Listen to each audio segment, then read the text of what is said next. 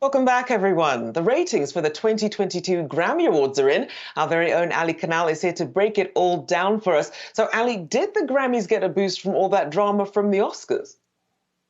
You would think, Rochelle, but no. Despite an upbeat show, generally positive reviews, audiences didn't really seem to care, at least when we judge the ratings, which we just got from Nielsen. They were roughly on par with last year's record low. According to that early data, 8.93 million viewers tuned in to watch last night. That's a slight increase of 1.4% compared to 2021's 8.8 million. Now, that 2021 number was adjusted to 9.4 million in the final ratings, which include those out-of-home viewing numbers. So we can expect those early numbers from this year to tick higher, but overall, still a pretty big disappointment as 2020 saw a whopping 18.7 million viewers. So we're talking about 50% dips here. And I think the general consensus was that the Grammys ratings were going to improve. As you mentioned, there was some drama with the Oscars.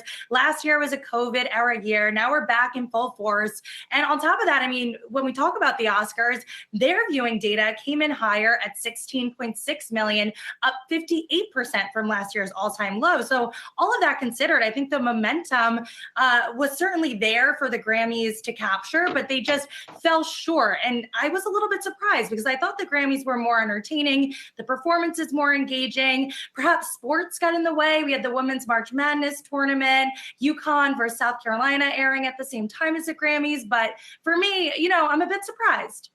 Yes, go Dawn Staley, by the way. Also, since we're talking about the Grammys here, there was a lot of chatter heading into this year's Grammys. You had Kanye West slated to perform, but then was nixed following his online behavior. You had other big A-list artists noticeably missing from action. So what do you make of those headlines particularly, and how that could have led into the perception of this year's show?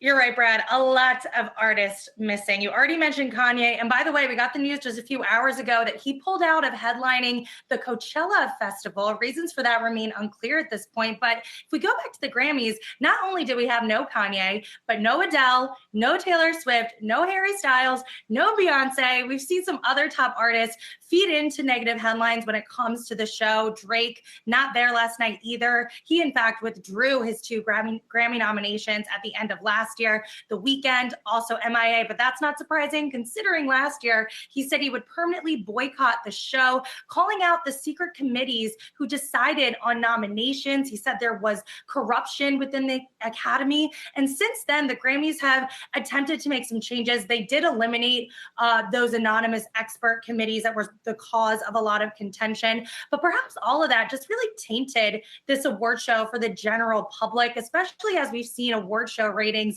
dip across the board. If we look at Emmys, Grammys, Oscars, those ratings are nowhere near where they were 5-10 years ago. And yes, the Oscars did bounce back this year, but it was still the second lowest rated show on record. So it's certainly nothing to write home about. And I think it's just going to force these telecasts to revamp and redefine what the live award show really is at this point and the value that it ultimately brings to viewers. Yahoo Finance's own entertainment reporter, Allie Canal, breaking down all things award shows and especially the latest and greatest with the Grammys. Thanks so much, Allie. Appreciate it.